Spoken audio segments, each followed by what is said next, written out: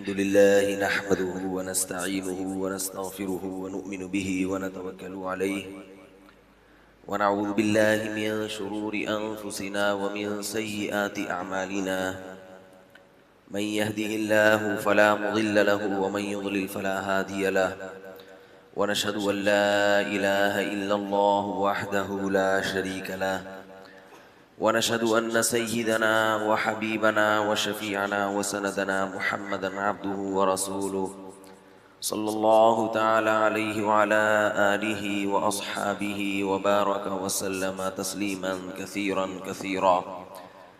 أما بعد فأعوذ بالله من الشيطان الرجيم. بسم الله الرحمن الرحيم. يا أيها الناس اتقوا ربكم واخشوا يوما لا يجزي والد عن ولده ولا مولود هو جاز عن والده شيئا إن وعد الله حق فلا تغرنكم الحياة الدنيا ولا يغرنكم بالله الغرور. رمضان المبارک کا تیسرا جمعہ ہے، یہ چوتھا، اور رمضان کی گھڑیاں بہت تیزی سے گزر رہی ہیں. ایک ہفتہ ہے. علماء سے ہم نے سنا ہے کہ جس شخص کے میں رمضان میں تبدیلی واقع نہ ہو، پورے سال اس میں تبدیلی واقع نہیں ہوتی، کیونکہ رشد و ہدایت کی جتنی باتیں رمضان میں ہوتی ہیں اتنی کسی اور مہینے میں نہیں ہوتی، اور جتنا مجاہدہ رمضان میں ہوتا ہے اتنا کسی اور مہینے میں نہیں ہوتا. انسان اللہ کے جتنا قریب رمضان میں ہوتا ہے کسی اور مہینے میں اللہ کے اتنا قریب نہیں ہوتا. اس لیے اگر رمضان میں آپ تبدیل نہیں ہوئے اور اپنے دل کی دنیا کو آباد نہیں کیا اللہ کی یاد سے، اللہ کی محبت سے، تو پھر اس دل میں دنیا کی محبت کے کانٹے چبھتے رہیں گے. قرآن مجید میں جہاں اللہ تعالیٰ نے رمضان کا تذکرہ کیا، جہاں رمضان کے روزوں کو فرض قرار دیا، وہیں ساتھ میں فرمایا اذا سألک عبادی عنی فإنی قریب، کہ جب میرے بندے میرے بارے میں سوال کریں تو آپ ان کو بتا دیجئے کہ میں تمہارے قریب ہوں. اجیب دعوت الداعی اذا دعان، جب کوئی دعا کرنے والا مجھے پکارتا ہے تو اس کی دعا کا میں جواب دیتا ہوں. اس سے کیا سبق ملتا ہے کہ رمضان اور دعا یہ دونوں لازم اور بولو بھائی ملزوم ہیں. رمضان میں تلاوت کی کثرت اور رمضان میں روزے وہ تو ہیں ہی فرض، رمضان میں صدقات و خیرات کی کثرت، اور چوتھی چیز رمضان میں دعا کی کثرت، یہ بہت ضروری ہے. رسول اللہ صلی اللہ علیہ وسلم رمضان میں سخاوت کا دریا بن جایا کرتے تھے، کیونکہ صدقہ اللہ کے غضب کو دور کرتا ہے. ان سب چیزوں کا بنیادی مقصد کیا ہے؟ صدقہ ہے، دعا ہے، تلاوت ہے، روزہ ہے، اپنے آپ کو اللہ کے قریب کر لینا، اور ہم نے جو گناہ کیے ہیں اللہ کے غضب کو ٹھنڈا کرنا. اس لیے آپ صلی اللہ علیہ وسلم رمضان میں سخاوت کے دریا بن جایا کرتے تھے، بہت زیادہ صدقات و خیرات کیا کرتے تھے. تو ایک چیز کا ان راتوں میں بہت زیادہ اہتمام کرنا چاہیے. یہ جو 10 راتیں ہیں نا، یہ پورے سال میں ایسی راتیں نہیں آتی جو رمضان کا آخری عشرہ ہے. پورے سال میں یہ اتنا زیادہ اللہ تعالیٰ کی رحمتیں اور اللہ اپنے بندوں کے اتنا قریب پورے سال میں نہیں ہوتا. بہت زیادہ فضیلت ہے ان راتوں کی. ان راتوں میں کرنا کیا ہے، کیا مانگنا ہے اللہ سے؟ پہلی بات تو یہ کہ مانگنا ہے. ہمارے ہاں دعائیں مانگنے کا رواج بولو بھائی ختم ہو گیا. دل ہی نہیں لگتا دعا میں. ایسی بے رخی سے مانگتے ہیں, اتنی بد دلی سے مانگتے ہیں کہ اس طرح تو انسان کسی سے قرضہ بھی نہیں مانگتا. اور وجہ یہ ہے کہ شیطان نے یہ بات دل میں ڈالی ہوئی ہوتی ہے کہ میں مانگ رہا ہوں مگر میری دعا قبول نہیں ہوگی. اگر ہمیں پتہ چل جائے نا جو مانگ رہا ہوں وہ قبول ہو رہا ہے, تو پھر دیکھو بیٹھ جائیں گے, سب بیٹھ جائیں گے مصلی سنبھال کے. شیطان نے دل میں یہ بات ڈال دی ہوتی ہے کہ تم جو کچھ مانگ رہے ہو وہ ملتا تو ہے نہیں. جو کچھ مانگ رہے ہو وہ ملتا. بھائی اگر ہم مانگتے ہیں اللہ مجھے جاب دلا دے اور پہلی تاریخ کو اپوائنٹمنٹ لیٹر آ جاتا, سبحان اللہ, دعا قبول ہو رہی ہے. بے روزگار آدمی خود بھی مانگ رہا ہے, مولوی صاحب سے بھی کہتا ہے میرے لیے دعا کرو, مگر جو بے روزگار ہے وہ بے روزگار کا بے روزگار ہی رہتا ہے. نظر تو یہی آ رہا ہے نا. کوئی مریض ہے ہسپتال میں, اس کی شفا کی دعائیں ہو رہی ہیں, وہ مریض کا مریض ہی رہتا ہے. کیا خیال ہے بھائی؟ دعا مانگتے ہیں اللہ ابا کو ٹھیک کر دے, مگر ابا ٹھیک ہونے کا نام بول لو نا, کیا ہو گیا, نہیں لے رہے. خود اپنے لیے دعا مانگتے ہیں اللہ میرا یہ کام کر دے, وہ بھی نہیں ہوتا, یہ کام کر دے, وہ بھی نہیں ہوتا. ہو تو کچھ رہا نہیں ہے, تو بیٹھ کے لمبی لمبی دعائیں مانگنے سے فائدہ کیا؟ یاد رکھیے دعا سے بڑھ کر کوئی عبادت نہیں ہے, اور دعا مانگنا ہر آدمی کا کام نہیں ہے. اس کی توفیق بہت ہی خوش قسمت لوگوں کو ملتی ہے, بہت خوش قسمت. ہر آدمی کو اس کی توفیق نہیں ملتی. جو خوش قسمت نہیں ہوتے ان کو اسی قسم کے وسوسے آتے رہتے ہیں کہ قبول تو ہوتی نہیں ہے, یہ مانگا وہ بھی نہیں ملا, وہ مانگا وہ بھی نہیں ملا, صحت مانگی وہ بھی نہیں ملی, کہیں چکر چل رہا تھا, دعا مانگی شادی ہو جائے وہ بھی نہیں ہوئی, ہو گئی جان چھڑانے کی دعا مانگی وہ بھی نہیں چھوٹ رہی, بے اولاد ہیں اولاد کی دعا مانگ رہے ہیں وہ بھی نہیں ہو رہی. ہم تو سنتے ہیں کہ زکریا علیہ السلام نے بڑھاپے میں اولاد مانگی, ان کو بڑھاپے میں مل گئی. اللہ ایسی دعائیں قبول کرتا ہے. ہم تو جوانی میں مانگ رہے ہیں, جوانی میں نہیں ہو رہے. تو یہ جو سوچیں ہیں نا دل میں آتی رہتی ہیں, اسی وجہ سے بدقسمت لوگ دعاؤں سے دور رہتے ہیں. بہت نیک بندے ہوتے ہیں اللہ کی جن کو اللہ دعائیں مانگنے کی توفیق دیتا ہے, وہ اس بحث میں پڑتے ہی نہیں ہیں کہ ابا ٹھیک ہو رہے ہیں کہ نہیں ہو رہے, ماموں کی جاب لگ گئی کہ نہیں لگ گئی, خالہ واپس آ گئی, میں کہ جا کے بیٹھی ہوئی تھی, واپس آ گئی کہ نہیں آئی. تو یہ ان کے یہ بحث ہی نہیں ہے. وہ یہ سوچتے ہیں کہ جس رب کے سامنے ہاتھ اٹھا کے مانگا ہے یہ ہو نہیں سکتا کہ وہ ان ہاتھوں کو خالی ہاتھ لوٹا دے. یہ نہیں ہو سکتا. دنیا میں سب کچھ ہو سکتا ہے, اب کیا کیا بتاؤں میں, کیا کیا ہو سکتا ہے دنیا میں. امکان ہے جنرل مشرف پہ مقدمہ چلے, اس کا امکان ہے, اس کا امکان ہے.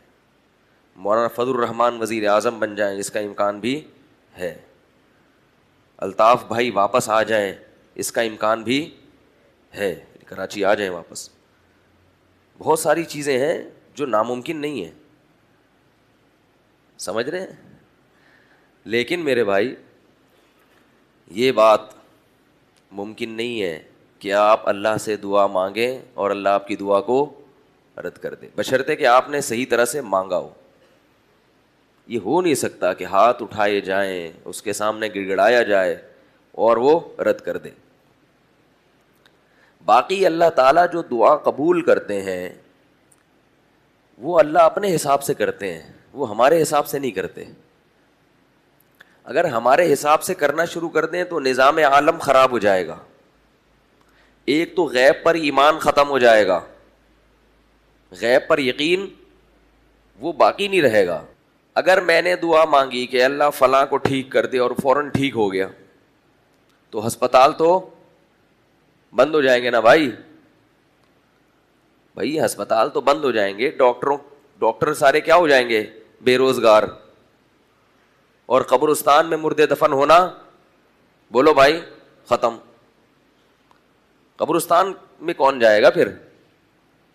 تو ہمارا کام ہے دعا. بے روزگار اگر سارے، اللہ تعالیٰ قرآن میں فرماتے ہیں کہ اگر ہم وَلَوْ بَسَطَ اللَّهُ الرِّزْقَ لِعِبَادِهِ، اللہ اگر زمین میں رزق کی اتنی فراوانی کر دے کہ کوئی بھی بے روزگار نہ رہے اور سب کو خوب ملے، لَبَغَوْا فِي الْأَرْضِ، تو سارے انسان میرے نافرمان بن جائیں گے. زمین میں کیا پھیل جائے گی؟ سرکشی. ہم نے زمین میں کسی کو دولت زیادہ دی، کسی کو دولت کم دی. لِيَتَّخِذَ بَعْضُهُمْ بَعْضًا سُخْرِيًّا، بعض لوگ بعض کے ماتحت بن کے رہیں، ورنہ سارے کیا بن جائیں گے؟ سردار بن جائیں گے. نظام عالم خراب ہو جائے گا. میں نے دعا مانگی اللہ یہ کام ہو جائے، وہ فوراً ہو گیا. آپ نے مانگی وہ کام ہو جائے. اس کا ایک نقصان یہ بھی ہے کہ لوگ پھر دعائیں مانگنے کے لیے قرآن مجید کی ترغیبات کے محتاج نہیں رہیں گے. یہ تو کافر بھی مانگے گا دعائیں، کافر بھی کہے گا کہ بھئی یوں کر کے اللہ سے مانگو تو دعا قبول ہوتی ہے، تو کیا ضرورت ہے یہ سارے بکھیڑوں میں پڑنے کی؟ دعا قبول لازمی ہوتی ہے، مگر اللہ نے دعا کی قبولیت کا معاملہ غیب کے پردوں میں چھپا دیا ہے. کیسے ہوگی وہ میں جیسے چاہوں گا ویسے ہوگی. نظر بسا اوقات قبول ہوتے ہوئے نہیں آتی. کبھی دکھا بھی دیتے ہیں کہ میں نے کیا یہ کام، لیکن اکثر دعا کی قبولیت کا ہمیں علم نہیں ہوتا. لہذا نیک لوگ اور خوش قسمت لوگ جو اللہ سے خزانے لینا چاہتے ہیں وہ دن رات دعائیں مانگتے ہیں، اللہ سے خوب گڑ گڑاتے ہیں. کیوں؟ اس لیے کہ ان کو پتہ ہے کہ کوئی بھی چیز ضائع، بولو بھائی، نہیں جا رہی. اب اللہ دعا قبول کرتے کیسے ہیں؟ دعائیں قبول، بھائی ہمیں تو وہ چیز مل نہیں رہی، ہم نے کہا اللہ ٹھیک کر دے، بندہ ٹھیک نہیں ہو رہا، واپس آ جائے، واپس نہیں آ رہی ہے، بھائی چلی جائے، جا نہیں رہی. تو اب ہم کیسے، ہمیں پتہ چلے گا کہ دعائیں قبول ہو رہی ہیں؟ تو دعا کی قبولیت کی مختلف شکلیں ہوتی ہیں، مختلف صورتیں ہوتی ہیں. دعا کی قبولیت کی، بولو بھائی، بعض دفعہ تو جو چیز مانگ رہے ہیں ایز اٹ از وہ چیز آپ کو دے دی جاتی ہے، لیکن انسان بدبخت جب اسے وہ چیز ملتی ہے تو اسے دعا کا نتیجہ نہیں سمجھتا. وہ کہتا ہے یہ تو ہوتا ہے، کبھی کسی کو کوئی چیز مل بھی جاتی ہے اور کبھی کسی کو وہ چیز نہیں بھی ملتی. تو بعض دفعہ تو ایسا ہوتا ہے کہ وہ چیز آپ کو مل جاتی ہے. امام بخاری رحمہ اللہ تعالی نابینا ہو گئے تھے بچپن میں. ان کی والدہ نے پوری رات مصلی بچھا کے دعا مانگی کہ میرے بیٹے کو بینائی مل جائے. دعا مانگتے مانگتے ان کی آنکھ لگ گئی. خواب میں فرشتے آئے، آپس میں بات کر رہے تھے کہ اس عورت کی دعا اللہ نے سن لی ہے اور اس کے بیٹے کو بینائی، بولو بھائی، دے دی. صبح اٹھے ہیں تو دیکھا کہ بیٹے کی بینائی واپس آ گئی تھی. بعض دفعہ اللہ اس طرح سے دعا قبول، بولو بھائی، کرتے ہیں. ایسا ہوتا ہے. مریض لا علاج ہوتا ہے، آپ دعا مانگتے ہیں گڑ گڑا کے اللہ سے تو اللہ اس مریض کو شفا دے دیتے ہیں. ایسا ہوتا ہے، ہم نے دیکھا ہے اپنی آنکھوں سے. بے روزگار کو روزگار مل جاتا ہے، رزق کی فراوانی شروع ہو جاتی ہے، لا علاج مریض ٹھیک ہو جاتے ہیں. یہ سب چیزیں اپنی آنکھوں سے ہم دن رات دیکھتے ہیں. بعض مرتبہ ایسا ہوتا ہے کہ اللہ کی تقدیر میں لکھا ہوتا ہے کہ اس کو یہ چیز نہیں ملے گی، اللہ وہ چیز نہیں دینا چاہتے اس کو جو وہ مانگ رہا ہے، تو اللہ اس کا نعم البدل عطا کر دیتے ہیں انسان کو. سمجھ رہے ہو؟ بولو بھائی، نعم البدل. آپ چاہ رہے تھے کہ یہاں آپ کا معاملہ, آپ کو یہاں جاب مل جائے, وہاں نہیں ملی, اللہ نے کہیں اور دلا دی.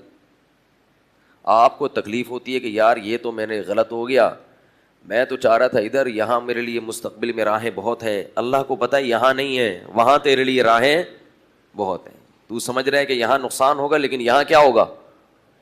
ہمارے ایک رشتہ دار تھے, ایک گورنمنٹ کے ادارے میں جاب کرنا چاہتے تھے, پورا زور لگا لیا, ان کا نام بھی آ گیا, عین موقع پہ ان کو ریجیکٹ کر دیا گیا. بڑی دعائیں مانگی تھی انہوں نے, بڑی دعائیں مانگی تھی, گورنمنٹ کی بہت اچھی جاب تھی وہ, مگر میں ان کو دیکھ رہا تھا کہ ان کا منہ لٹکا ہوا ہے اور بہت پریشان کہ یار ساری دعائیں کیا ہو گئیں, رد ہو گئیں. اللہ کی قدرت کی اپنا چھوٹا سا کاروبار شروع کیا, اس میں اللہ نے اتنی برکت دی کہ شکر ادا کرتے ہیں کہ مجھے جاب نہیں لگی تھی. تو ایک انداز یہ بھی ہوتا ہے دعا کی, بولو بھائی, قبولیت کا. یہ سب باتیں ان کے لیے ہے جو غیب پر ایمان رکھتے ہیں, اللہ اس کے رسول پر ایمان رکھتے ہیں. یہ بھی دعا کی قبولیت کا ایک انداز ہوتا ہے کہ آپ کو وہ چیز نہیں ملی, اس کا کوئی آلٹرنیٹ مل گیا, متبادل مل گیا جو اس سے بھی اچھا تھا. آپ نے شفا کی دعا مانگی مریض کے لیے, مریض کو شفا نہیں ملی, مر گیا, لیکن اللہ نے اس کے بدلے میں اس کو وہاں اچھا ٹھکانہ دے دیا, ایسا ٹھکانہ کہ وہ کہتا کہ شکر ہے میں مزید زندہ نہیں رہا, زندہ رہتا تو کوئی گناہ نہ کر لیتا میں. تو یہ بھی اللہ نے آلٹرنیٹ دے دیا نا, متبادل. صحابہ کرام جب غزوہ احد میں شہید ہوئے ہیں, بہت زیادہ نقصان ہوا ہے, تو اللہ نے فرمایا کہ اس شکست میں ایک مصلحت یہ بھی تھی, وَيَتَّخِذَ مِنْكُمْ شُهَدَاءَ, اللہ تمہیں شہادت کے مرتبے پر فائز کرنا چاہتا تھا, شہادت کی فضیلت دینا چاہتا تھا. یہ بہت بڑی فضیلت ہے اللہ کی نظر میں. تو بعض دفعہ دعا ایسے قبول ہوتی ہے, اور بعض مرتبہ دعا ایسے قبول ہوتی ہے کہ جو چیز آپ مانگ رہے ہیں وہ نہیں ملتی, لیکن جو مصیبت آپ پر آنے والی تھی اللہ اس کے بدلے میں اس مصیبت کو آپ سے ٹال دیتے ہیں. آپ کا بیٹا بیمار ہے, آپ دعا مانگ رہے ہیں اللہ اس کو ٹھیک کر دے, ٹھیک کر دے, ٹھیک کر دے. اللہ کے علم میں یہ بات تھی کہ اس کا دوسرا بھی بیمار ہونے والا ہے, اس کو بھی کیا ہونے والی ہے, بیماری. تو پہلا والا تو ٹھیک نہیں ہوا, لیکن دعاؤں کی برکت سے دوسرے سے بیماری کو اللہ نے ٹال دیا. اب ہم چونکہ دیکھ نہیں رہے ہوتے کہ ہم پہ کیا مصیبتیں ٹل رہی ہیں, کون سی پریشانیاں دور ہو رہی ہیں, تو ہم اسی پہ پریشان ہوتے رہتے ہیں, یار میں تو کب سے دعا مانگ رہا ہوں اور انسان ٹھیک ہونے کا نام لے نہیں رہا. اور ایک انداز دعا کی قبولیت کا یہ بھی ہوتا ہے کہ کچھ نہ ہو, وہ دعا آخرت میں ڈپازٹ ہو جاتی ہے. وہ کیا ہو جاتی ہے, اللہ کے بینک میں جمع, اور اس پہ سود لگتا ہے. پھر کیا لگتا ہے, سود, بہت بڑھا چڑھا کے, کیونکہ ابھی نہیں دیا نا, اس دعا کا نتیجہ ابھی نہیں ملا, تو بعد میں جب ملتا ہے. تو اللہ کا اصول ہے کہ اللہ کے پاس کوئی بھی چیز جمع کرائیں گے تو جب بعد میں ملے گی نا تو وہ بڑھا کے ملتی ہے, پھر کم قسطوں پہ چیز ہمیشہ مہنگی ہوتی ہے. تو جب بعد میں ملے گی, اللہ کہتے ہیں یا تو کیش لے لو, اور اگر ادھار پہ چاہیے, بعد میں چاہیے, تو پھر زیادہ دوں گا میں. کئی گنا بڑھا کر وہ آخرت میں اس کا اجر ملے گا. اور جب انسان اپنی آنکھوں سے اس دعا کے اثرات کو دیکھے گا تو وہ کہے گا کہ کاش میری کوئی بھی دعا قبول نہ ہوتی. اس لیے میرے بھائی خوش قسمت انسان وہ ہے جو دعاؤں کو فوکس کرے اور اس بحث میں نہ پڑے کہ ہو رہی ہے قبول کے نہیں ہو. یقین کر لے ہو رہی ہے, ہو رہی ہے قبول. اللہ کی حکمت ہے, مصلحت ہے کہ مجھے اس طرح سے دکھا نہیں رہے, اس کی حکمت ہے, ہم نے مانگنا ہے. اور جو لوگ اللہ والے ہوتے ہیں, جن کے دلوں میں اللہ سے محبت, ان کو دعا کے ایک فائدہ تو کیش حاصل ہوتا ہے.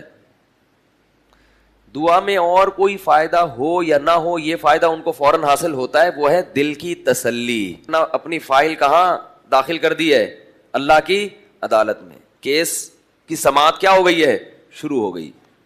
ایپلیکیشن اللہ کی فائل میں, بولو بھائی, اس پہ نمبر لگ گیا ہے, رجسٹریشن اس کی ہو گئی ہے. اب کب نمبر آتا ہے؟ ہمارا جو کام تھا ہم نے وہ کر دیا. لوگ کہتے ہیں نا بھائی میرا کام اٹکا ہوا ہے یار, تم کرنے. آپ کہہ سکتے ہو بھائی میں نے ڈاکومنٹس تمہارے سارے جمع کرا دے, ویزا لگنے کا انتظار ہے بس, ہے بھائی تمہارے سارے ڈاکومنٹس ہم نے جمع کرا دی ہیں, جو ہمارا کام تھا ہم نے وہ کر لیا, اب آرام سے چپ کر کے بیٹھ جاؤ. ہوتا ہے نا ایسے.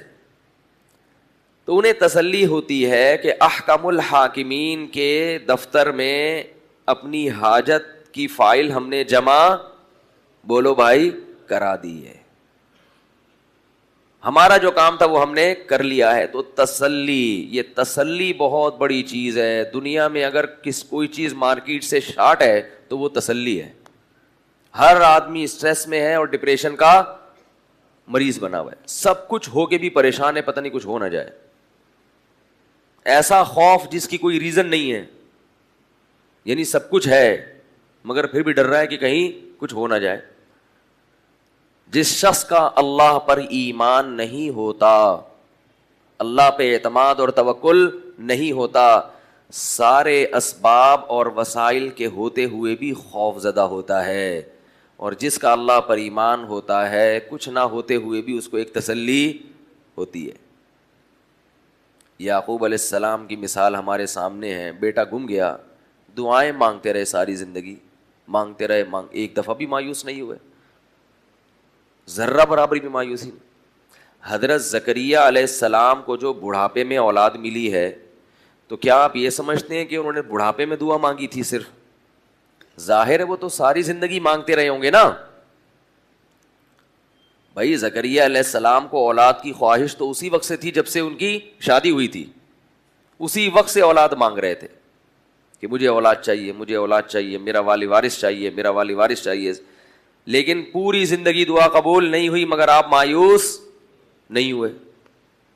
بھائی ہمارا کام ہے مانگنا, مانگتے رہے مانگتے رہے مانگتے رہے مانگتے رہے. لیکن اللہ کی عادت ہے جب دیر سے قبول کرتا ہے نا تو پھر, میں نے بتایا نا, سود بھی لگتا ہے, جو حلال سود ہے سود بھی لگتا ہے. اللہ نے دیر سے قبول کی مگر پھر ایسا بیٹا دیا جو سب پہ بھاری. کہا کہ پھر ایک بیٹا ملے گا مگر وہ سب پر بھاری ہوگا. ذکر رحمت ربک عبدہ زکریا, پوری سورہ مریم میں اللہ نے حضرت زکریا کا تذکرہ کیا, ابتدا وہاں سے کی. تیرے رب کی اس رحمت کا ذکر ہے جو اس نے اپنے بندے زکریا پر کی. اذ نادا ربہ نداء خفیا, جب انہوں نے اپنے رب کو چپکے سے پکارا. چپکے سے شاید اس لیے پکارا کہ اگر میں سب کے سامنے دعا مانگوں گا تو لوگ مذاق اڑائیں گے کہ بوڑھے کو کیا ہو گیا, بال سفید ہو گئے ہیں, بیوی بانجھ بھی ہے, بوڑھی بھی ہے, اور اس عمر میں کیا مانگ رہے, اللہ سے دعائیں مانگ رہے. خفیہ, چپکے سے جا کے اللہ سے کہہ رہے. قال رب انی وہن العظم منی واشتعل الرأس شیبا, اے اللہ مجھے پتہ ہے میری ہڈیاں بوسیدہ ہو گئیں, مجھے پتہ ہے کہ میری ہڈیاں بوسیدہ ہو گئیں, میرے سر کے بال سفید ہو گئے. واشتعل الرأس شیبا ولم اکن بدعائک ربی شقیا, مگر میں تیری رحمت سے مایوس نہیں ہوں, مجھے پتہ ہے تو دعائیں قبول کرتا ہے. حب لی من لدنک ولیا, عطا کر دے, گفٹ دے دے, ہبہ کر دے اپنی طرف سے ایک میرا والی وارث. عجیب بات ہے, دعائیں مانگ رہے ہیں, جب دعا قبول ہوتی ہے تو پھر حیران بھی ہوتے ہیں. اللہ تعالیٰ نے حضرت زکریا پر وحی کی. آپ بیت المقدس میں نماز پڑھ رہے تھے, محراب میں, مسجد اقصیٰ میں. مسجد اقصیٰ بڑی زبردست مسجد ہے, ہزاروں پیغمبروں کی قبریں ہیں وہاں, اور ہزاروں پیغمبروں نے نمازیں پڑھی ہے وہاں. تو محراب میں اللہ نماز پڑھ رہے ہیں کہ فرشتے نے آپ پر آ کے وحی کی, یا زکریا انا نبشرک بغلام, اے زکریا ہم تمہیں خوشخبری دیتے ہیں ایک لڑکے کی. چونکہ دیر سے مل رہا ہے تو خوشخبری بھی کیسی, اسمہ یحییٰ, اس کا نام کیا ہوگا, یحییٰ ہوگا. اللہ نے پہلے سے رکھ دیا کہ اب جب گفٹ مل رہا ہے تو پھر تحفہ ایسا ہو کہ خوش تو ہوں. لم نجعل له من قبل سمیا, اے زکریا اس سے پہلے اس نام کا کوئی بھی دنیا میں نہیں گزرا. اب جب خوشخبری مل گئی, قال ربی انا یکون لی غلام, اے اللہ میرے کہاں سے بیٹا پیدا ہو جائے؟ وہی پھر مانگ کیوں رہے تھے؟ میرے کہاں سے بیٹا پیدا ہو جائے گا؟ میں تو بڈھا ہو گیا، وامرأتی عاقر، اور میری بیوی کیا ہے؟ بانجھ. جوانی میں بانجھ ہوتی ہے تو اولاد نہیں ملتی، اب تو بوڑھی بھی ہو گئی، اب کیسے اولاد ہو جائے گی؟ قال کذالک، فرشتے نے کہا اللہ کی طرف سے ایسا ہی ہوگا. قال ربک، تیرے رب نے ایسا ہی کہا ہے. وقد خلقتک من قبل ولم تک شیئا، اے زکریا اللہ نے تجھے بھی پیدا کیا ہے، تو کچھ بھی نہیں تھا، کچھ بھی نہیں تھا، عدم سے وجود میں لے آیا. تو بوڑھوں کو جوان کر کے اولاد نہیں دے سکتا؟ حضرت زکریا کی اللہ نے دعاؤں کے مختلف الفاظ ذکر کیے. لا تذرنی فردن، اے اللہ مجھے تنہا نہ چھوڑ. مجھے دیکھو زکریا علیہ السلام اکیلے نہیں تھے، بنی اسرائیل تھے آپ کے ساتھ ایمان لانے والے، مگر اولاد نہ ہونے کو تنہائی سے تعبیر کیا ہے. یہ بات سمجھ میں نہیں آتی تو گوروں کو جا کے دیکھو، سب کچھ ہے مگر بڑھاپے میں تنہا زندگی گزارتے ہیں. آپ کی تنہائی آپ کا اہل و عیال، آپ کا خاندان دور کرے گا. دوست احباب تنہائی اور وحشت کو دور نہیں کرتے. تو یرثنی و یرث من آل یعقوب، اللہ فرماتے ہیں کہ ہم نے کیا کیا، زکریا علیہ السلام کو کہا کہ آپ تو کچھ بھی نہیں تھے اور ہم نے آپ کو پیدا کیا، تو بڑھاپے میں اولاد نہیں دے سکتا. اب اللہ کی طرف سے خوشخبری جب آ گئی نا، اتنے خوش کہ جلدی، کہ اب جلدی چاہیے. اللہ کی نعمت ہے، اب جلدی چاہیے.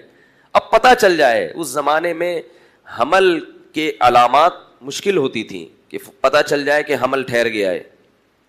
تو اب جلدی کہ جیسے ہی زوجہ کو حمل ٹھہرے مجھے فوراً پتہ چل جائے. تو رب اجعل لی آیا، اے اللہ کوئی نشانی بتا دے کہ مجھے فوراً پتہ چل جائے کہ میری زوجہ کو حمل ٹھہر گیا، فوراً پتہ چل جائے، دیر نہ ہو. قال آیتک الا تکلم الناس ثلاث لیال سویا، اے زکریا تیری زبان بند ہو جائے گی 3 دن کے لیے، تو صرف اشاروں سے بات کر سکے گا. یہ زبان بند ہونا اس کی علامت ہوگی کہ تیری زوجہ کو حمل ٹھہر گیا ہے.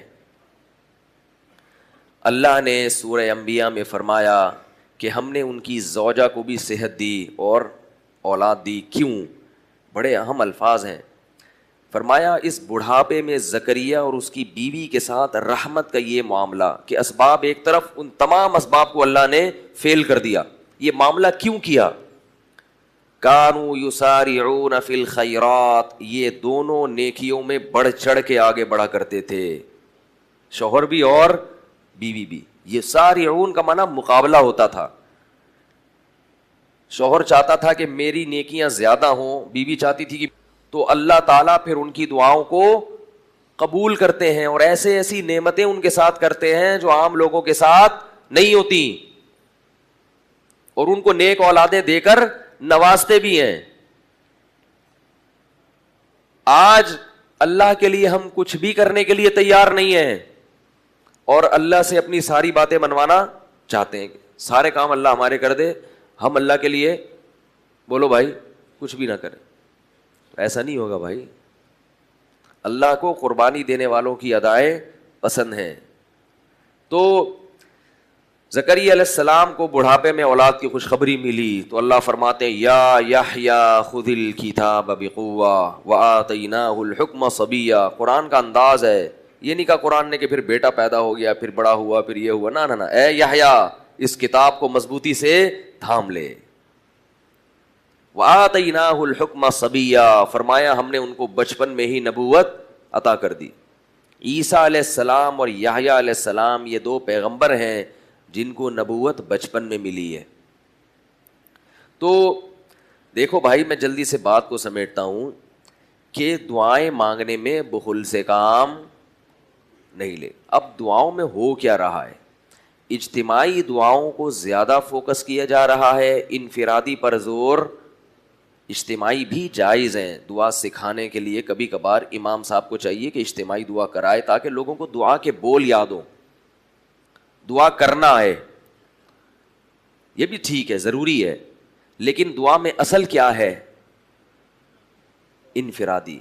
کیوں؟ قرآن کہتا ہے ادعوا ربکم تضرعا وخفیا، اپنے رب کو پکارو عاجزی کے ساتھ اور چپکے سے. دعاؤں میں چیخو پکار اللہ کو پسند بولو بھائی نہیں. چیخو پکار تو ویسے بھی اللہ کو پسند نہیں ہے. سورہ لقمان میں ہے نا وَاغْضُضْ مِن صَوْتِكَ، اپنی آواز کو کیا کرو؟ پس کرو. اِنَّ أَنْكَرَ الْأَصْوَاتِ لَصَوْتُ الْحَمِيرِ، سب سے بری آواز کس کی ہے؟ گدھے کی. کیوں بری آواز ہے؟ کیا بات غلط کرتا ہے گدھا؟ بات تو وہی کرتا ہے دوسرے جانور کر رہے ہوتے ہیں. بھائی گدھے کو گھاس چاہیے تو بولتا ہے، وہ گھوڑے کو گھاس چاہیے وہ بھی بولتا ہے، بلی کو گوشت چاہیے وہ بھی میاؤں میاؤں کرتی ہے. گدھے کی بات غلط نہیں ہوتی، اسٹائل غلط ہوتا ہے. بھائی تجھے کچھ چاہیے تو آرام سے بھی کہہ سکتا ہے نا. کیا ہو گیا بھائی؟ بھائی گدھے کو کچھ چاہیے تو تمیز سے بھی کہہ سکتا ہے. اس لیے میں کہتا ہوں جناب توصیف الرحمان راشدی میرے لیے انتہائی قابل احترام ہیں، مگر بات کرنے میں تھوڑی سی تمیز کی تھوڑی سی کیا ہے کمی ہے. اسی طرح ایک اور صاحب ہیں، انہی کے ہم اثر ہیں. تو ان حضرات کے جب کلپ میرے پاس آتے ہیں نا کہ ان کا علمی انداز سے جواب دیں، تو میں کہتا ہوں وہ علمی انداز سے گفتگو ہوگی تو میں علمی انداز سے جواب دوں گا. کلپ سنتے ہی ہمارے سر میں درد شروع ہو جاتا ہے. عجیب اسٹائل ہے بات کرنے کا، ان کے بابے نے یہ لکھا، ان کے چاچے نے یہ لکھا، وہ گستاخ رسول، یہ دائرہ اسلام سے پتہ نہیں کیا کہہ رہے ہو. بھائی تم تمیز سے اپنی بات علمی انداز رد بھی کرو تو جتنی بات ہے اس پہ رد کرو، اس کو طول دینے کی کوشش. میری کسی بات پر اعتراض ہے کہ اس نے مثال کے طور پر ایک غلط الزام لگا دیا ایک کسی بزرگ پہ، فرض کرو اللہ نہ کرے میں ایسا کروں، تو آپ ٹو دا پوائنٹ بات کریں. یہ انہوں نے یہ کہا ہے حالانکہ یہ اس کا مطلب یہ ہے، یہ ایسا نہیں بلکہ یہ ایسا، ختم ہو گئی بات. یہ تو ہیں ہی ایسے، ان کا تو مقصد ہی غلط ہے. اپنی تقریر زیادہ ہوگی اور کام کی بات کم ہوگی. چیختے زیادہ ہیں تو یہ خود ان کے باطل ہونے کی بولو بھائی دلیل ہے. گدھا اتنا برا نہیں لگتا چیختا ہوا جتنا یہ چیختے ہوئے برے لگتے ہیں. تو اس لیے کوئی تمیز سے بات کرنا کا ہوگا تو پھر اس کا کلپ انسان سنتا ہے کہ جناب غامدی صاحب میں ایک اچھی بات ہے کہ بات تمیز سے کرتے ہیں. بات غلط ہوتی ہے بسا اوقات، لیکن کم از کم سنی جا سکتی ہے کہ تمیز سے ہوتی ہے، کوئی لب و لہجے میں کچھ ہے شائستگی. تو اس لیے میں کہتا ہوں کہ وہ ان حضرات کو بھی چاہیے کہ تھوڑی سی انہی سے تمیز سیکھ لو. تو باقی میں یہ نہیں کہہ رہا کہ غامدی صاحب باتیں صحیح کرتے ہیں، وہ باتیں بڑی عجیب عجیب باتیں بھی کرتے ہیں، کچھ صحیح بھی ہوتی ہے، لیکن ماشاءاللہ اس پہ میں رد کرتا رہتا ہوں، اس کی بھی ڈیٹیل میں جانے کی ضرورت نہیں ہے. لیکن اللہ نے قرآن میں کیا فرمایا؟ سب سے بری آواز کس کی ہے؟ گدھے کی. حالانکہ گدھے کی باتیں غلط نہیں ہوتی. اسٹائل کیا ہوتا ہے؟ غلط. اسٹائل کی بڑی اہمیت ہے اسلام میں. تو کبھی کبھار ٹھیک ہے انسان جوش میں آ جاتا ہے، چیخ و پکار بھی ہوتی ہے کبھی کبھار، تو چلو ٹھیک ہے. آپ کا اسٹائل ہی یہ بن جائے کہ آپ کا پتہ ہی نہیں چل رہا ہے کہ آپ انسان ہو، آپ کو کوئی اچھے خاندان سے تعلق رکھتے بھی ہو یا کیا ہے آپ کا کچھ عجیب، تو پھر یہ معاملہ خراب ہو جاتا ہے. پھر ہم سے نہیں سنا جاتا ایسا، کیونکہ انسان ایسی چیزیں سن کے اس کے اپنے اخلاق بھی خراب ہوتے ہیں، وہ پھر آ کے اسی اسٹائل میں شروع کر دے گا. تو خیر، تو میں یہ عرض کر رہا تھا کہ اجتماعی دعاؤں پہ زور ہے، انفرادی پہ زور بولو بھائی نہیں ہے. تو اللہ نے فرمایا کہ اپنے رب کو چپکے سے پکارو اور عاجزی کے ساتھ. دعاؤں میں نے دیکھا ہے کہ لوگوں سے ہاتھ نہیں اٹھ رہے ہوتے، ہاتھ یوں رکھے ہوئے ہوتے ہیں ایسے سستی میں نا، یوں ہاتھ رکھے ہوئے ہوں گے، کبھی ادھر دیکھ رہا ہے، کبھی وہاں دیکھ رہا ہے، کبھی اوپر دیکھ رہا ہے، کبھی نیچے دیکھ رہا ہے. بعض ناک میں دعا کے دوران انگلی گھما رہے ہوتے ہیں. حقیقت ہے اس طرح سے اللہ دعائیں قبول بولو بھائی نہیں کرتے.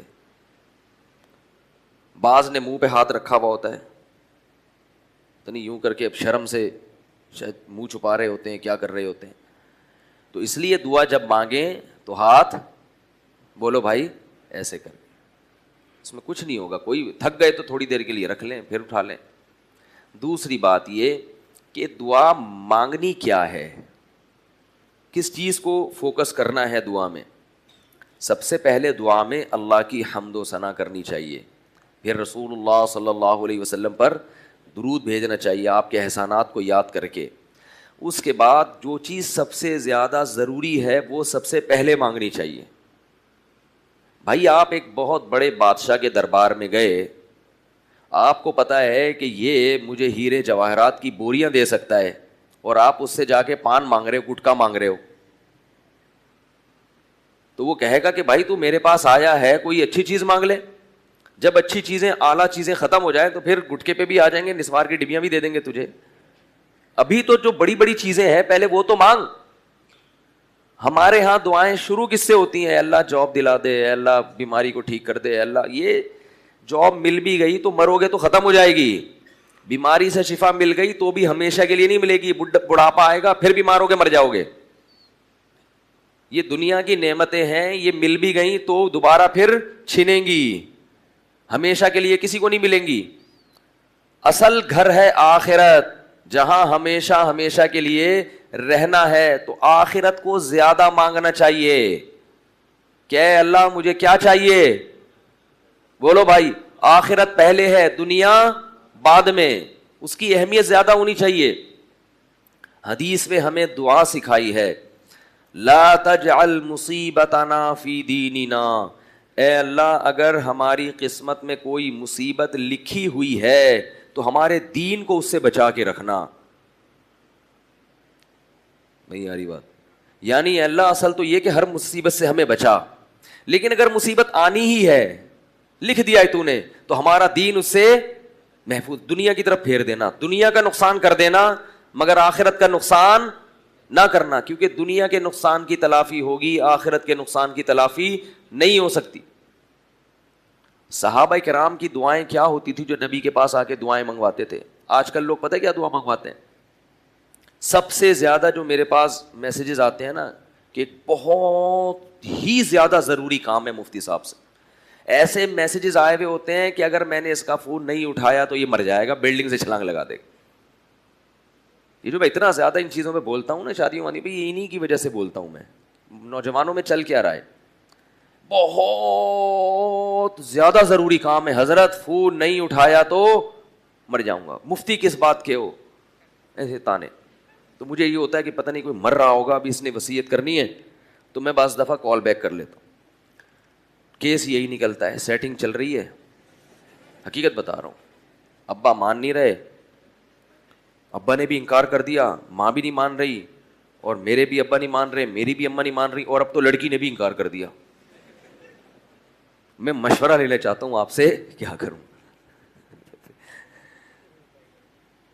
ابھی کچھ دن پہلے ایک صاحب آئے, وہ یہی کہہ رہے تھے کہ ہم مسجد میں آئے, ابا نہیں بھی مان رہے, اماں بھی نہیں مان رہی, اپنے میرے ابا بھی نہیں, اس کے ابا بھی نہیں, میری اماں بھی نہیں, اس کی اماں بھی نہیں, اور پہلے تو وہ مان رہی تھی اب وہ بھی نہیں. اس کے لیے انہوں نے کیا لیا, ٹائم مانگا مجھ سے, آپ سے بہت ضروری ملاقات. نہ جب اس کے باپ مان رہا ہے, نہ اس کی ماں مان رہی ہے, نہ تیرا باپ راضی, نہ تیری ماں راضی, اور نہ وہ لڑکی راضی, تو کیا اندھی لگی ہوئی ہے بھائی؟ شادی میں آئے ہو کیا؟ اتنے مزے 10 انگلیاں گھی میں, ایسا تھوڑی ہوتا ہے. نکلو پتلی گلی سے. کہہ رہے تھے کوئی وظیفہ, میں نے کہا کوئی وظیفہ نہیں, نکلو یہاں سے. تو زیادہ تر دعائیں کیا ہوتی ہیں, کوئی دنیا کا کام اٹکا ہوا ہے اور وہ کام پورا ہو جائے. ٹھیک ہے, انسان ہے, دنیا بھی مانگنی چاہیے. حدیث میں آتا ہے جوتے کا تسمہ بھی اللہ سے مانگو, وہ ٹوٹ جائے تو. لیکن جو چیز جتنی زیادہ ضروری ہے اس کو اتنا زیادہ فوکس کرنا چاہیے. سب سے زیادہ ضروری کیا ہے, کامیابی کی ڈیفینیشن کیا ہے؟ ہمارے ہاں کامیابی کی ڈیفینیشن اچھی صحت, اچھا گھر, نیک اولاد اور بینک بیلنس, یہ کامیابی کی ڈیفینیشن ہے. دیکھو ہم اللہ پر ایمان رکھتے ہیں, قرآن پر ایمان رکھتے ہیں. قرآن نے بتایا فمن زحزح عن النار وادخل الجنۃ فقد فاز, جسے میں نے جہنم کی آگ سے بچا لیا اور جنت میں داخل کر دیا, یہ ہے حقیقی معنوں میں کامیاب, یہ ہے کامیاب. تو سب سے زیادہ اللہ سے جہنم کی پناہ اور جنت مانگنی چاہیے. سب سے زیادہ, اے اللہ مجھے قبر کے عذاب سے بچا, میدان حشر کی سختیوں سے بچا, وہ دن جو انسان کو بوڑھا کر دے گا. اے اللہ مجھے جہنم کی آگ سے بچا. قرآن میں اللہ نے نیک بندوں کی جو صفات بیان کی ہیں ان کی دعائیں لازمی بیان کی ہیں. انبیاء کے جہاں اللہ واقعات بیان کرتے ہیں, نبیوں کی دعاؤں کا بھی تذکرہ کرتے ہیں کہ نبی نے یہ دعا مانگی, نبی نے یہ دعا مانگی, نبی نے یہ دعا مانگی, فلاں نبی نے یہ دعا مانگی. وہ دعاؤں کے الفاظ بڑے خوبصورت ہوتے ہیں. انبیاء بہت دعائیں مانگا کرتے تھے, حالانکہ انبیاء تو بخشے بخشائے ہیں, ان کو کیا ضرورت تھی؟ تو اللہ نے اپنے نیک بندوں کی دعاؤں میں جو نیک بندوں کا جو تذکرہ کیا نا سورہ فرقان کا آخری رکوع، وعباد الرحمن الذین یمشون علی الارض ہونا واذا خاطبهم الجاہلون قالوا سلاما والذین یبیتون لربهم سجدا وقیاما والذین یقولون ربنا اصرف عنا عذاب جہنم ان عذابها کان غراما انہا ساءت مستقرا ومقاما۔ فرمایا دو قسم کے لوگ ہیں، کچھ شیطان کے بندے اور کچھ رحمان کے بندے۔ شیطان کے بندوں کی صفات بیان کرنے کی ضرورت نہیں ہے، وہ مارکیٹ میں اتنے زیادہ ہیں کہ تمہیں خود بخود ان کی صفات نظر آ جائیں گی، ان کی ضرورت نہیں ہے کہ وہ کیا کرتے ہیں۔ وہ چور بھی ہوتے ہیں، وہ چکے بھی ہوتے ہیں، وہ پینے پلانے سے شغف بھی رکھتے ہیں، وہ ماں باپ کے نافرمان بھی ہوتے ہیں، وہ سود بھی کھاتے ہیں، وہ کرپٹ بھی ہوتے ہیں، وہ ظالم بھی ہوتے ہیں۔ ان کی صفات بیان کرنے کی ضرورت بولو بھائی نہیں ہے۔ وہ عیش پرست بھی ہوتے ہیں، وہ نماز نہیں پڑھتے، وہ زکوٰۃ نہیں دیتے، وہ حج نہیں کرتے۔ رحمان کے بندے ہیں نا، اللہ نے ان کی صفات کو ہائی لائٹ کیا ہے۔ عباد الرحمن الذین یمشون علی الارض ہونا، فرمایا زمین میں عاجزی کے ساتھ چلتے ہیں۔ آج دیکھو ذرا سا کوئی عہدہ آ جائے نا تو اپنی اوقات بھول جاتا ہے، میں یہ ہوں، میں یہ ہوں، میں یوں ہوں، میں فلانا ہوں۔ اور فرمایا کہ یبیتون لربہم سجدا وقیاما، راتیں گزرتی ہیں سجدے اور قیام میں۔ یہ جو تراویح کی نماز ہم پڑھتے ہیں نا، یہ بار بار اٹھک بیٹھک ہوتی ہے، اس میں رکوع سجدہ پھر اٹھنا پھر رکوع سجدہ، تو اللہ کو یہ ادا بھی پسند آتی ہے۔ انہ یراک حین تقوم وتقلبک فی الساجدین۔ تقلب کسے کہتے ہیں؟ الٹنے پلٹنے کو۔ اللہ نے اپنے نبی کو تسلی دی کہ آپ غم نہ کریں، جب آپ نماز کے لیے کھڑے ہوتے ہیں نمازیوں کے درمیان تو اللہ آپ کے اس عمل کو دیکھ رہا ہوتا ہے، اور سجدہ کرنے والوں میں آپ جو الٹ پلٹ رہے ہوتے ہیں بار بار سجدے رکوع صحابہ کے ساتھ، اللہ اس عمل کو بھی بولو بھائی دیکھ رہا ہوتا ہے۔ تو یہ تراویح میں اس کی بڑی اچھی مثال ملتی ہے کہ بار بار سجدہ پھر رکوع پھر سجدہ پھر رکوع پھر قیام۔ تو یہ جو الٹنا پلٹنا ہے، تقلب ہے، اللہ اس عمل کو دیکھ بھی رہے ہوتے ہیں اور دیکھ کر خوش بھی ہو رہے ہوتے ہیں، اور خاص اپنے پیغمبر کو اللہ بتا بھی رہے ہیں کہ میں اس عمل کو دیکھ رہا ہوں۔ تو کیا کہہ رہا تھا میں؟ چھوٹی سی بات تھی۔ ہاں، اللہ نے اپنے بندوں کی صفت بیان کی، یبیتون لربہم سجدا وقیاما، راتوں کو سجدے اور قیام کرتے ہیں۔ پہلے پورا سال تو مسلمان رات میں عبادت نہیں کرتا تھا، رمضان میں راتوں کو کر لیا کرتا تھا، اور رمضان میں پھر چھوٹی تو آخری عشرے میں تو کرنا۔ پہلے تو ایسا ہوتا تھا کہ تہجد سب پڑھتے تھے پورے سال، بھئی یہ تو بہت اہم نماز ہے۔ جب مسلمانوں میں دینی کمزوری آئی تو تہجد صرف رہ گئی رمضان میں، کہ بھی رمضان میں تو راتوں کی عبادت کرنی ہے، چلو پورے سال نہیں کرتے۔ پھر رمضان سے بھی گئی اور کس میں آ گئی کہ بھئی چلو آخری عشرہ ہے اس میں تو عبادت کر لو، اور پھر آخری عشرے کی جفت راتوں سے نکل کے سمٹ کے آ گئی کہاں؟ طاق راتوں میں۔ اب کرکٹ کے میچوں نے طاق راتوں میں عبادت کو بھی ختم کر دیا ہے۔ ہر دور میں یاد رکھو اللہ سے روکنے والی قوتیں ہمیشہ موجود ہوتی ہیں جو آپ کو اللہ کی یاد سے غافل کریں گی۔ اس کرکٹ کو کیا ضرورت ہے رمضان کی راتوں میں کھیلنے کی؟ اللہ کے بندو تلاوت کرو، نماز پڑھو، ذکر کر لو، کیا ضرورت ہے؟ کس قدر مقدس راتیں ہیں، کس قدر اللہ اپنے بندوں کے قریب آ کر ندائیں لگاتا ہے، حل من مستغفر اغفر لہ، کوئی ہے مجھ سے معافی طلب کرنے والا کہ میں اس کو معاف کروں، حل من مسترزق ارزق لہ، کوئی ہے مجھ سے رزق طلب کرنے والا، روزگار مانگنے والا، روزی مانگنے والا، میں اس کو روزی دینے کے لیے تیار ہوں۔ 4 آدمی کھیل رہے ہوں گے اور 50 تماشائی اس کا مقابلہ دیکھ رہے ہوں گے، وہ بھی کھیل کے وقت ضائع، اور یہ جو تماشائی بیٹھے ہوئے ہیں یہ بھی ان کو دیکھ کے اپنا وقت ضائع۔ ہمیں یاد ہے بچپن میں جب رمضان آتا تھا، میری عمر ہوگی 9 یا 10 سال، اس وقت بہت شدید گرمیوں کے روزے تھے، تو ہمارے جو نوجوان لڑکے تھے، اس وقت ہم نوجوان تو نہیں تھے، بچے تھے، لیکن ہم نے بچوں کو بھی دیکھتے تھے، نوجوانوں کو بھی دیکھتے تھے کہ مسجدیں بھری ہوتی تھیں رمضان میں، لوگ دوپہر کو بھی قرآن کی تلاوت کر رہے ہوتے تھے، عصر کے بعد بھی، یعنی پورے رمضان میں مسجد میں عبادت تلاوت کا رش ہوتا تھا۔ اس کے بعد کیا ہوا کہ ہمارے علاقے میں ایک صاحب نے رمضان فیسٹیول ٹورنامنٹ کے نام سے ایک ٹورنامنٹ کا انعقاد کیا. اسکول تھا, اس میں ایک گراؤنڈ تھا, تو انہوں نے پھر علاقے میں مختلف ٹیمیں بنائیں, جس میں ہماری بھی ٹیم بنی جس کا میں تذکرہ کرتا رہتا ہوں. اس ٹیم کے بننے سے وہ جو عبادتیں تھیں ان کا کیا ہو گیا, جنازہ نکل گیا. جتنے نوجوان لڑکے جن کے پاس کرنے کا کوئی کام نہیں ہوتا تو وہ آ کے تلاوت کر لیا کرتے تھے کہ روزہ ہے, وہ سب کے سب کس میں لگ گئے, کرکٹ میں. اور پھر وہ راتوں میں بھی نا بیٹھ کے وہ پوں نہیں ہوتا, بھونپوں, کوئی چھکا مارے تو پوں ایک آواز آتی ہے اس میں سے, وہ بھونپو لے کے پوری رات بیٹھے رہتے تھے. کوئی چھکا مار رہا ہے, کوئی چوکا مار رہا ہے. تو رمضان کی راتیں اس طرح سے کیا ہو رہی تھی, برباد. والذین هم عن اللغو معرضون, قرآن کہتا ہے ایمان والے لغویات سے اعراض. میں یہ نہیں کہہ رہا کرکٹ کھیلنا ناجائز ہے, رمضان میں بھی کھیل سکتے ہیں آپ, لیکن اس کو کیا کریں, محدود کرو بھائی.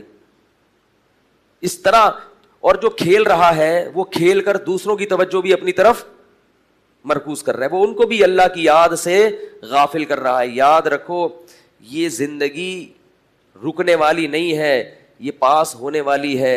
اس کو کھیل کود میں ضائع کرو یا مفید کاموں میں. لوگ کہتے ہیں نا ٹائم پاس نہیں ہو رہا تو ہم یہ کام کر رہے ہیں. دیکھو اگر ٹائم پاس نہ ہوتا تو قبرستان آباد نہ ہوتے, یہ مردوں کے ٹائم پاس ہوئے تھے تو جا کے قبروں میں پہنچے ہیں نا. اگر ٹائم جو ہے پاس نہ ہو اور وہیں رک جائے, بریک لگ جائے ٹائم کو, تو پھر کوئی مرے گا, پھر تو سب اسی حالت میں آ جائیں گے, جیسے ہیں ہمیشہ ویسے ہی رہیں گے. ٹائم پاس ہوتا ہے اور قبرستان آباد ہوتے ہیں. پاس ہوتا ہے تو جو بچے تھے جوان ہو جاتے ہیں, جوان بوڑھے ہو جاتے ہیں, اور بوڑھے قبروں میں پہنچ جاتے ہیں. تو ٹائم پاس ہو رہا ہے.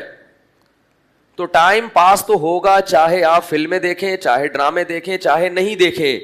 فرق صرف اتنا ہے کہ کس چیز میں پاس ہو رہا ہے. وہ 3 قسم کا وقت جو پاس ہوتا ہے نا, وہ 3 قسم کی ایکٹیویٹیز میں ہوتا ہے. یا تو مفید کاموں میں, یا نقصان دہ کاموں میں, یا کسی بھی کام کے بغیر کچھ بھی نہیں کر رہے اور کیا ہو رہا ہے, پاس ہو رہا ہے. بدبخت وہ ہے جو فضول کاموں میں وقت کو گزار دے, خوش قسمت وہ ہے جو مفید کاموں میں وقت کو گزار دے. اور some thing is better than nothing, کہ اگر نقصان دہ کاموں میں نہیں گزارنے سے بچنا آپ کے لیے, اچھے کاموں میں ٹائم کو پاس کرنا مشکل ہو رہا ہے, تو کچھ بھی نہ کرو, ویسے ہی پاس کر لو بس. اس کو ٹائم تو گزر رہا ہے نا, بیٹھے رہو بس, کچھ بھی نہ کرو, سو کے گزار لو. لیکن حقیقت یہ ہے کہ جو مفید کام میں وقت نہیں گزارتا نا, شیطان اس کو پھر بولو بھائی غلط کاموں کی طرف لے کے جاتا ہے, پھر وہ برے کاموں میں وقت گزارتا ہے. تو میں اپنی بات کی طرف آؤں گا. دیکھو بھائی, ان راتوں میں اللہ کے سامنے گڑ گڑانے کا معمول بنا لو. اللہ کے سامنے گڑ گڑانے کا, بولو بھائی, بول لو, زور سے بول لو یار, معمول بنا لو. اور کیا گڑ گڑانا ہے کہ اللہ مجھے جہنم کی آگ سے بچا اور جنت میں داخل فرما. آخری بات, جہنم کی آگ سے بچانے کا مطلب کیا ہے, یہ بہت اہم پوائنٹ. لوگ کہتے ہیں کہ اللہ میں فلمیں دیکھ رہا ہوں, وہ دیکھتا رہوں, لیکن جہنم کی آگ سے مجھے بچا لے. میں ماں باپ کو ستاتا ہوں, وہ تو ٹھیک ہے, لیکن آگ سے مجھے بچا لے. میں سود کھا رہا ہوں, بینک میں جاب کر رہا ہوں, سودی بینک میں, وہ تو مجبوری ہے, لیکن اے اللہ جہنم کی آگ سے مجھے, بولو بھائی, بچا لے. اے اللہ میں داڑھی نہیں رکھتا لیکن جہنم کی آگ سے مجھے بچا لے. اے اللہ میں نماز نہیں پڑھتا, بس معاف کر دے, تو بڑا غفور رحیم ہے. یہ مطلب نہیں ہے, یہ مطلب, یہ مذاق ہے شریعت کے ساتھ.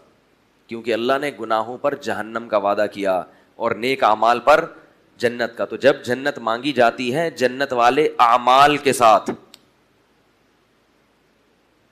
اور جب جہنم سے پناہ مانگی جاتی ہے تو جہنم والے اعمال سے بھی پناہ مانگی جاتی ہے. یہ مطلب ہوتا ہے. جب کوئی کہتا ہے اللہ مجھے جہنم سے بچا لے, تو مطلب یہ ہے کہ ان اعمال سے بچا لے جو مجھے جہنم کے قریب لے کے جاتے ہیں. حدیث میں دعا سکھائی ہے, اللہم انی اعوذ بک من النار وما قرب الیہا من قول وعمل. اے اللہ مجھے جہنم کی آگ سے بچا اور ہر اس قول اور عمل سے جو جہنم کی آگ کے قریب کر دے. تو گناہوں سے توبہ کی توفیق مانگنا یہ ہے جہنم کی آگ سے پناہ. تو آپ کو اپنے گناہوں کا علم ہوگا تو مانگو گے نا.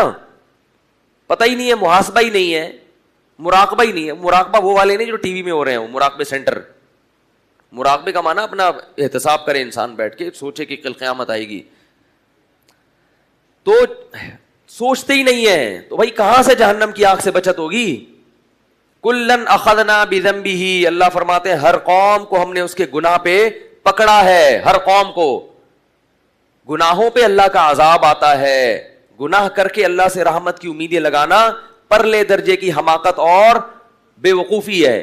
تو بھائی ان راتوں میں, اور یہ جو حدیث میں آتا ہے نا کہ جہنم کی آگ سے خلاصی ملتی ہے رمضان میں, تو یاد رکھو ان لوگوں کو ملتی ہے جو رمضان میں گناہوں سے توبہ کر لیتے ہیں. توبہ نہیں کرتے, 1 کروڑ رمضان ان کی زندگی میں آ جائیں, ان کو جہنم سے خلاصی نہیں ملتی. کیسے سمجھائیں بھائی, نہیں ملے گی. اگر آپ نے اس رمضان میں انٹرنیٹ پر بیہودہ فلمیں دیکھنے سے توبہ نہیں کی, سچی توبہ, جہنم کی آگ سے خلاصی نہیں ملے گی. اگر آپ نے اس رمضان میں لڑکیوں سے حرام دوستیوں سے توبہ نہیں کی, جہنم کی آگ سے خلاصی بولو بھائی نہیں ملے گی.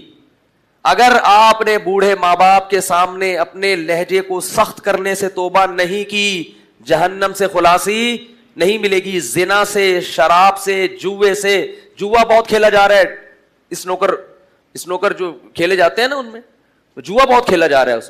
کرکٹ میں جوا لگا کے کھیل رہے ہیں لوگ.